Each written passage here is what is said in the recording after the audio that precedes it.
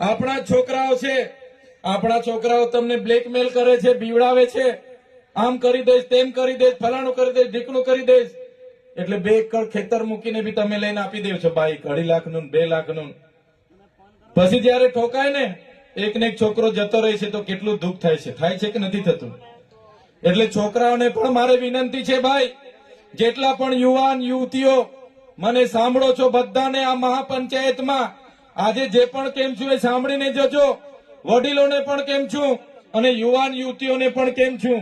યુવાન અને યુવતીઓ પહેલા તમારું કેરિયર બનાવો, તમારું ભવિષ્ય બનાવો. તમારે હજુ ખૂબ લાંબુ જીવવાનું છે, આવનારું ભવિષ્ય બનાવવાનું છે. આપણા વડવાઓ જીવીને જતા રહ્યા, રાજી ખુશી ખાઈ પીને જતા રહ્યા ધરતી પર, પણ તમારે હજુ લાંબુ જીવવાનું છે. મમ્મી પપ્પા પર નિર્ભર ના રહો, મમ્મી પપ્પાને બ્લેકમેલ ના કરો અને વ્યસન ફેશન થી તો દૂર જ રહો. આજ મારે તમને વિનંતી છે, મારા વડીલોને પણ વિનંતી છે, કોઈ છોકરા છોકરીઓને તમે ભણાવો, એને મજૂરી ના લઈ જાઓ.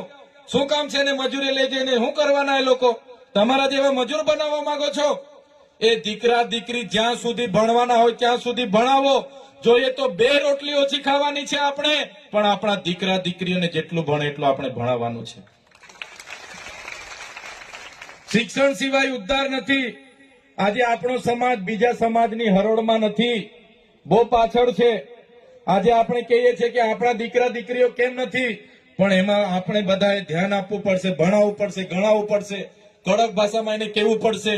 એ વાત આ મંચ પરથી હું કહેવા માટે જ આવ્યો છું. સાથે સાથે આ મંચ પરથી મારું બીજું પણ સૂચન છે, મારી જેટલી પણ બહેનો બેઠી છે આપણી દીકરીઓને કહી દેવાનું, પુખ્ત વયના થયા પછી જ લગ્ન કરે. આપણા યુવાનોને પણ કહી દેવાનું 21 વર્ષ પછી જ લગ્ન કરવાનું. નાની વયે ગામડાઓમાં છાનામાના લગ્ન કરી લે છે, બાળકોને જન્મ આપી દે છે, અને બાળકોનો જન્મ થાય એટલે બાળક એ વજનમાં પણ ઓછું હોય, ઊંચાઈમાં પણ ઓછું હોય અને કુપોષણનો શિકાર બને છે.